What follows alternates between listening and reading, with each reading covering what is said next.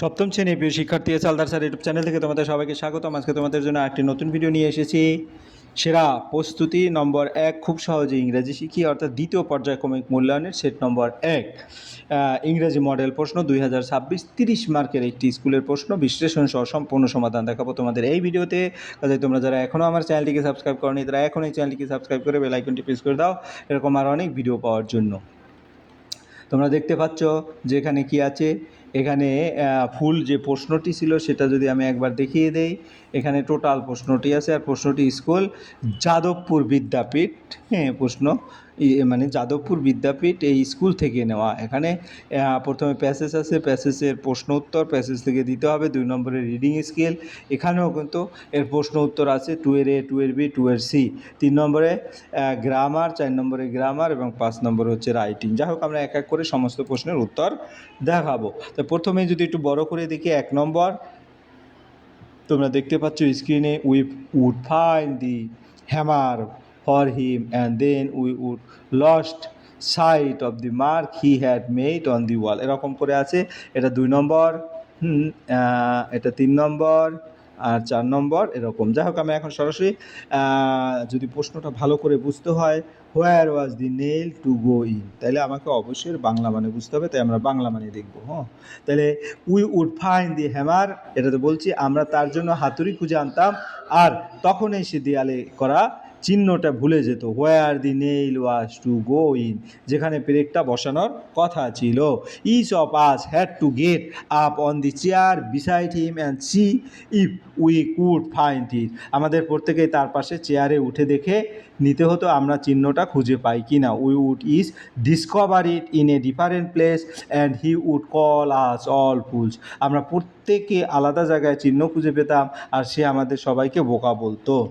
এরপরে যদি আমরা আবার একটু এরপরের বাংলা মানে দেখি, তাহলে বলবো trying to reach a point 3 inches beyond what was possible for him to reach the string would slip, সে তার নাগালের 3 ইঞ্চি বেশি দূরে পৌঁছানোর চেষ্টা করতো, তখন দড়িটা পিছলে যেত। And down he would slide on to the piano, আর সে নিচে পিয়ানোর উপর পড়ে যেত। এরপরে যদি আমরা দেখি, at last uncle Podger would get the spot fixed, শেষে আঙ্কেল পজার তোমার জায়গাটা ঠিক করতেন। And put the point of the nail on it with his left hand, এবং বাম হাতে পেরেকটা ধরে রাখতেন। And take the hammer in his right hand, আর ডান হাতে হাতুড়ি নিতেন। And with the first blow he would smash his thumb, আর প্রথম আঘাতেই নিজের বুড়ো আঙুলে আঘাত করতেন। And drop the hammer with a yell on somebody's toes, আর চিৎকার করতে করতে হাতুড়িটি কারো পায়ের আঙুলে ফেলে দিতেন। তো এই ছিল গল্প। এরপরে যদি আমরা প্রশ্ন উত্তর দিই, where was the nail to go in, তা আমরা উত্তর দেখব। এর উত্তরটা কি হচ্ছে, the nail was to go in to the wall at the place where uncle Podger had made a mark, অর্থাৎ পেরেকটা দেয়ালের সেই জায়গায় ঢোকানোর কথা ছিল যেখানে আঙ্কেল পূজার চিহ্ন করেছিলেন। এরপর why would uncle Podger call the narrator and his companion all fools. He called them all fools because each of them pointed to a different place for the mark which confused him. সবাই আলাদা আলাদা জায়গা দেখাতো বলে তিনি তাদের বোকা বলতেন। এরপরের প্রশ্নের উত্তর যদি বলি, what would be found at last, what he have lost by that time. At last the hammer would be found, but by that time he would have lost sight of the mark on the wall, শেষে হাতুড়িটি পাওয়া যেত কিন্তু ততক্ষণে তিনি দেওয়ালের চিহ্নটি হারিয়ে ফেলতেন।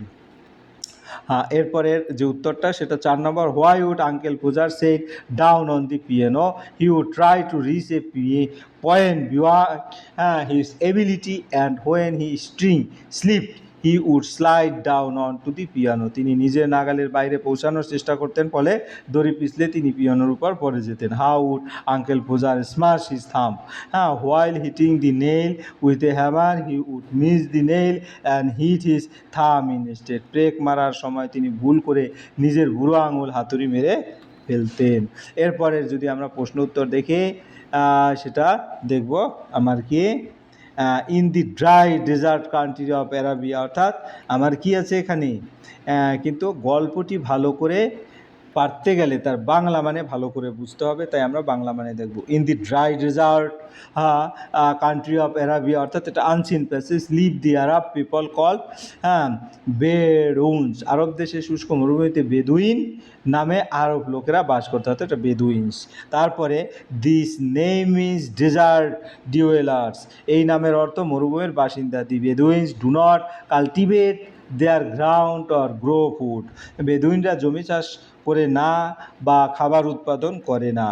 Instead they keep flock of sheep and herds of goats camel and horse, তার বদলে তারা ভেড়া, ছাগল, উট এবং ঘোড়া পালন করে।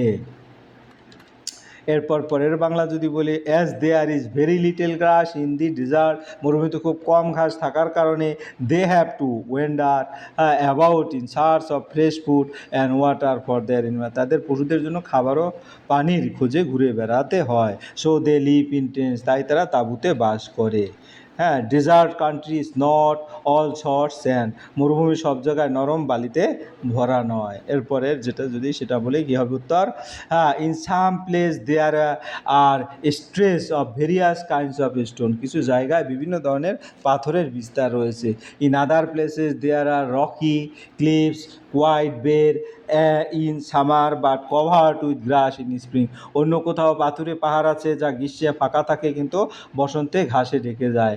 Near the sea there is just enough rain to allow people to grow corn and fruit tree, সমুদ্রের কাছে এতটুকু বৃষ্টি হয় যে মানুষ ভুট্টা ও ফলের গাছ জন্মাতে পারে।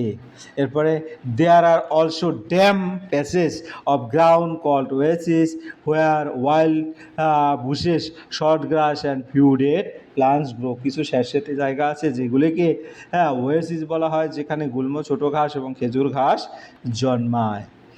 তো এই ছিল গল্প। এরপরে যদি আমরা 2 এর এ অ্যান্সার দিই, তাহলে এই অ্যান্সারটা আমরা একটু দেখে আসি। এই অ্যান্সারে কী আছে, এই যে এটা হচ্ছে এর অ্যান্সার। হ্যাঁ, তাহলে the Arab people complete the following sentence, the Arab people live dash, the Arab people live হ্যাঁ in the dry desert country of Arabia, আরব দেশের শুষ্ক মরুভূমিতে বাস করে। তারপর বেদুইনস মিন ডেজার্ট ডিওয়েলার, বেদুইন শব্দের অর্থ মরুভূমির বাসিন্দা। 2 seasons mention in the passage are summer and spring, গ্রীষ্ম এবং বসন্ত। এরপরে আমরা যদি চলে যাই 2 এর বিতে, প্রশ্ন উত্তর 2 এর বি দেখব। তাহলে 2 এর বি যদি দেখি, তাহলে 2 এর বিতে কী আছে আমরা একটু দেখে নেই। কজ এবং এফেক্ট, হ্যাঁ, ফিল। কজ কি, they have to wonder about in search of fresh food and water. হ্যাঁ, তাহলে there is very little grass in the desert, এই কারণে এফেক্টটা হচ্ছে they have to wonder about in search of fresh food and water, অর্থাৎ মরুভূমিতে খুব কম ঘাস আছে তাই তারা খাবার ও পানির খোঁজে ঘুরে বেড়ায়। Cause in the desert Bedouins do not have permanent houses, এফেক্টটা কী হবে, দে লিভ ইন টেন্টস, তারা তাই তাঁবুতে বাস করে। এরপর আমরা চলে যাব পরের প্রশ্ন। পরের প্রশ্ন কী আছে 2 এর C, what do the Bedouins do for a living. হ্যাঁ, তাই এটার উত্তর হবে কি, they rear animals like sheep, goats, camels and horses for their living, তারা ভেড়া, ছাগল, উট এবং ঘোড়া পালন করে জীবিকা নির্বাহ করে। এরপরের প্রশ্নের উত্তর যদি বলি 2 এর সি, কী হবে উত্তর, how does the author describe the desert country, the author describe the desert as not only sandy but also having stone rocky cliffs and some grassy areas in spring, লেখক মরুভূমিকে শুধু বালুময় নয় বরং পাথর, পাহাড়ি, খাড়া অংশ এবং বসন্তে ঘাসযুক্ত অঞ্চল হিসেবে বর্ণনা করেছেন। এরপরের প্রশ্ন যদি আমরা দেখি, পরের প্রশ্নকে, what is an oasis, what kind of vegetation is found there? An oasis is a damp area in the desert where water is available, wild bushes, short grasses and dead plants grow there. Oasis হলো মরুভূমির ভেজা এলাকা, যেখানে পানি পাওয়া যায়, সেখানে ঝোপঝাড়, ছোট ঘাস এবং খেজুর গাছ জন্মায়। এরপরে আমরা চলে যাব গ্রামারের 3 নম্বরের প্রশ্ন। 3 নম্বরে, fill in the blank with appropriate modal verb. He dash write the alphabet on a mustard seed, এখানে can write the alphabet on a mustard, এখানে ক্যানটা মোডাল বা সে সরিষার দানা উপর বর্ণমালা লিখতে পারে। We dash no the history of our nation, we should know the history of our nation, আমাদের দেশের ইতিহাস জানা উচিত। I dash dash I use your phone, may I use your phone, এগুলি সব কিন্তু মে, শুড, ক্যান, এগুলি কিন্তু সব মোডাল ভার্ব। হ্যাঁ, আমি কি তোমার ফোন ব্যবহার করতে পারি। এরপরে আমরা চলে যাব 4 নম্বরে, fill in the blanks with correct verb form. Mother cook আছে এখানে, for us everyday, mother cooks হবে, একটা ভার্বের সাথে এস যোগ হবে, কারণ এটা third person singular number. Mother, মা প্রতিদিন আমাদের জন্য রান্না করে, খাবার রান্না করে। স্পিক, হি অলওয়েজ স্পিক্স, হ্যাঁ, দি ট্রুথ, এটাও কিন্তু সে সবসময় সত্য কথা বলে, universal truth. The antonym of different is same, হ্যাঁ, ডিফারেন্টের বিপরীত হচ্ছে সেম, ডিফারেন্টের বিপরীত শব্দ হলো সেম, মানে একই। এরপরে আমরা চলে যাব পরের 6 নম্বরের প্রশ্ন, letter writing. Write a letter to friend about your first stage performance in school. তাহলে আমি যদি বলি subject my first stage performance, dear friend, I hope you are well, I am very excited to tell about my first stage performance in school. আমি ভালো আছি, আমার স্কুলে প্রথম মঞ্চে অভিনয় অভিজ্ঞতা খুবই আনন্দের ছিল। It was very wonderful experience for me, এটা আমার একটা খুবই বিস্ময়কর একটা অভিজ্ঞতা। I was very nervous at first, but when I went on the stage I fell confident. I performed a short speech and everyone appreciated me. My teachers praised my effort and my friends clapped loudly. It was truly a memorable day in my life. I hope you will also get a chance to perform on stage soon. Your lovely son, তোমার নাম লিখবে, ঠিক আছে। যাই হোক, এরপর আমরা চলে যাব পরের যে প্রশ্ন আছে, সেটা হচ্ছে একটা স্টোরি রাইটিং। স্টোরি রাইটিং 80 ওয়ার্ডের। A hermit was passing through a forest when he saw a snake about a bit him. একজন সন্ন্যাসী জঙ্গলে যাচ্ছিলেন, তখন একটি সাপ তাকে কামড়াতে যাচ্ছিল। He advise the snake to give up its violent nature. তিনি সাপটিকে তার স্বভাব পরিবর্তন করতে বললেন। হ্যাঁ, the snake obeyed and become calm, সাপটি শান্ত হয়ে যায়। হ্যাঁ, তারপর later people began to throw stone and beat it with stick, পরে লোকেরা তাকে মারতে থাকে। লেটার, তারপরে the snake become weak and almost dead, সাপটি প্রায় মারা যায়। হ্যাঁ, one day it meet with hermit again, হ্যাঁ, পরে সন্ন্যাসী তাকে বলে কামড়াবে না।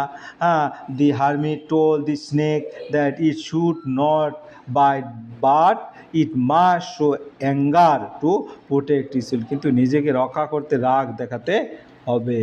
এই ছিল তোমার এই প্রশ্নের সামগ্রিক উত্তর বিশ্লেষণ। আশা করি ভিডিওটি মনোযোগ সহকারে দেখলে এই ফুললি যে প্রশ্ন সেটা কিন্তু ক্লিয়ার বুঝতে পারবে। পরিশেষে বলবো, ভিডিওটি দেখার জন্য অসংখ্য ধন্যবাদ। ভিডিওটি ভালো লাগলে লাইক কমেন্ট শেয়ার করতে ভুলবে না। আজ এই পর্যন্তই, ধন্যবাদ সবাইকে।